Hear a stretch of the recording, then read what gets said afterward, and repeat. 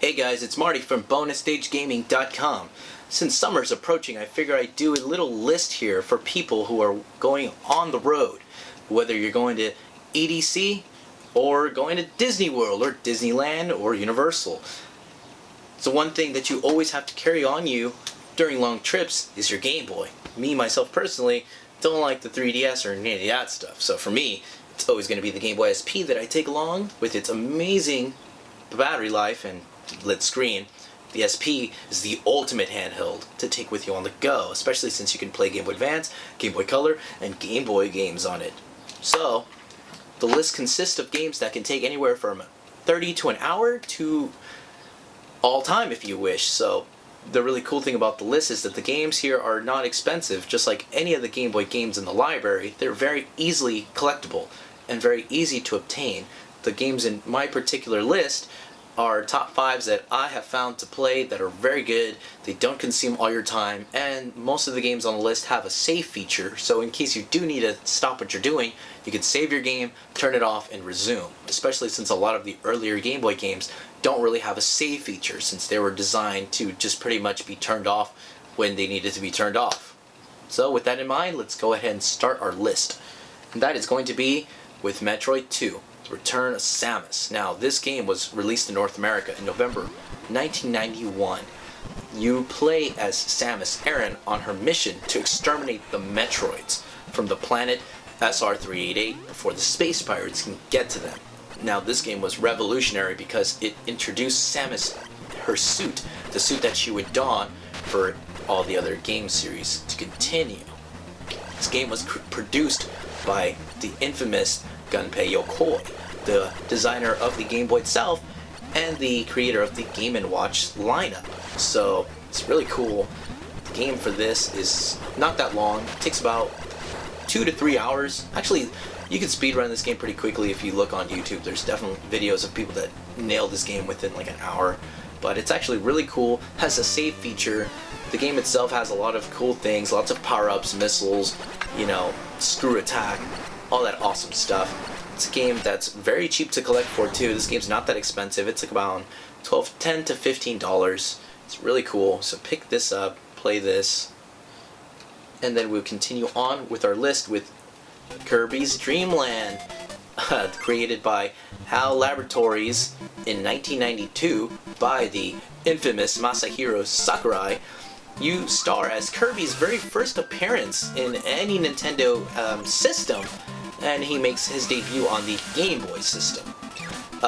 Kirby has to stop the King Dedede, which is also King Dedede's first appearance. He stole all the food from Dreamland, so Kirby is on his mission to stop that. He's got to get the food back, and there's nothing that literally stands in his way because he sucks them up and spits them right out, so there's literally no obstacle in his way. This game's really cool. The music in this game is absolutely fantastic. If you're a fan of the Mario series, have never checked out Kirby's games are very fun to play, very easy to pick up, fun for any level, from young to old. The music in this game is very uplifting, very moody, it's very good, you want to dance along, and it's absolutely fantastic. I beat this game within an hour, so if you were trying to learn speedrun, it's a very good game for that. You can also change the difficulty level on this. You can set you to one-hit kill if you want to, or you can give yourself more health, give yourself more continues, which is another reason why this is a very good game to learn how to speedrun. And when you beat the game, you can actually unlock the higher difficulty level as well, so it just goes hand in hand. And this game's very cheap too. You can pick this up from $10 to $14. Again, another easy game to pick up on eBay, or most game shops probably have a copy of this. So if you've never played the original Kirby game, go ahead and pick it up. It's definitely worth your while. Next up on our list is our RPG, Final Fantasy Adventure, made by Square, 1991.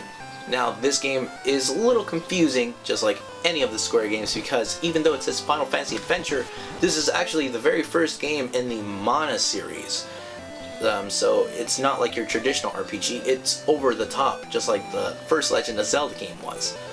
You follow your protagonist, which you can name, and your heroine, which you can also name whatever you like, in their attempt to defeat the Dark Lord and his assistant Julius. He's pretty much trying to stop the Mana Tree which is casting a protective barrier around the world or something like that. But this game is pretty long. It's about 3 to 4, 5. It's as long as you want, because you level up in this game. I think I got around level 48, 49 before I went up against the final boss.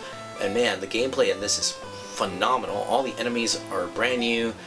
There's some other creatures that are introduced along the way too, like the Moogles and things like that, and Chocobos are also in it, kind of to tie in with the Final Fantasy series. But yeah, the game's really cool. It rocks. Music's phenomenal. The story's great. The story's a little sad. The story's a little happy at times too, but it's the perfect combination of that makes this game world renowned. This game is actually regarded as one of the top 10 games on the Game Boy, and it's very featured on a lot of people's lists of, oh, you gotta play this, you gotta play this, and I definitely recommend playing this.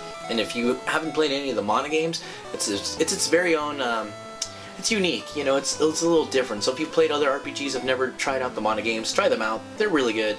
And this game's a little bit more uncommon, not too expensive, from around $14 to $20 you can get it, depending on the condition. If you get a beat up label, you can get it for probably like $5. With any of the games here on the list, you can get them for dirt cheap. Now the next one, do you like Pokemon?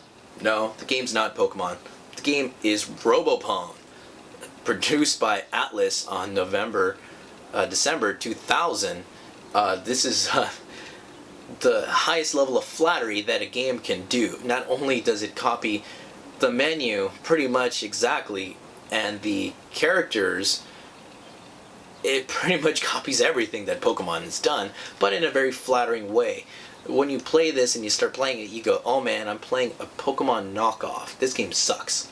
But if you play this and survive the boringness that is the first hour of the game, it's actually a very enjoyable game, and you actually start learning more of the complexity that this game offers. This game is actually a little bit more complex than Pokemon even, because you can upgrade your Robopong's abilities. You can change things, you can upgrade its arms, its legs, give it more power, give it more speed, give it more attack, change the spells, change even its type. You can make your Robopong go from fire to water, depending on how you program and create your custom robot, which is really cool. And also, another thing about this, that there's actually over 150 different Robopong that you can collect in this game. Now let me say that again, over 150. Wow, that's a lot. So this is why I say this is flattery in its best. Not only does it do everything to copy Pokemon, but it does almost everything to make it its own game.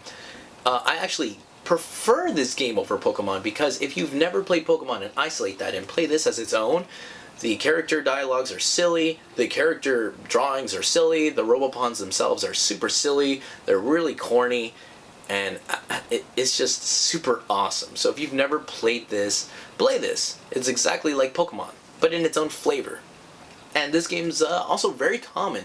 It's around $10 to $14. It's super cheap, and it also features its own little battery slot, which the game works in real time, something that Pokemon doesn't have until some of the later games. It works on real time, uses the battery, and it even has an infrared port on top, where if you have remote control, you can actually unlock certain things, unlock chests, or get little bonuses for your Robopong, which is super cool. And the card itself looks really unique. A lot of times people see this and go, oh, what game's that?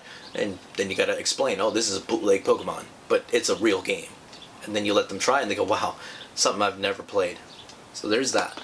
And finally, the last game on our list is a game by Konami, and that is Castlevania 2, Belmont's Revenge. Released in August 1991, this game has a Mega Man-esque style gameplay, which you can select your level in the beginning, and of course it's a platformer game, what Castlevania is known for, and it's really cool. Another cool thing about this game is that it offers passwords and continues. So if you die and you don't get frustrated like other Game Boy games where that's it, you can actually continue in this game, which is super cool. And now you play as Christopher Belmont on his quest to save his son Solyu Belmont from Count Dracula. And pretty much you do whatever it takes. You pick up power-ups which rock in this game. The power-ups are very useful in this game. and it's a very enjoyable game. It takes around 2 hours to beat, around an hour to 2. I beat it in about an hour and a half, but then again, you know, I died a bunch of times, so that probably added to my time. It's a good game to speedrun. Also, it's fun. The music in this game rocks. It's classic Konami music. It's just super fantastic. It's really cool. It puts you in the mood to fight the undead. And this game's a little bit more on the uncommon side. This game usually ranges from the 20 plus, so this game is starting to get a little bit more uncommon, so you might not find this so much. Get it on eBay, or if you see it at a flea market, definitely pick this up. It's probably going to keep going up in price. It's a really good game. And with that concludes our top 5 games to take with you this summer on your Game Boy. You can pick up all these games for cheap, and you can enjoy while you're going on the road. So make sure you guys have fun this summer, play some games, and if you like this, visit my website at bonusstagegaming.com, and go ahead and click the subscribe button. I'm going to be doing more content now that I've got my camera gear in order, so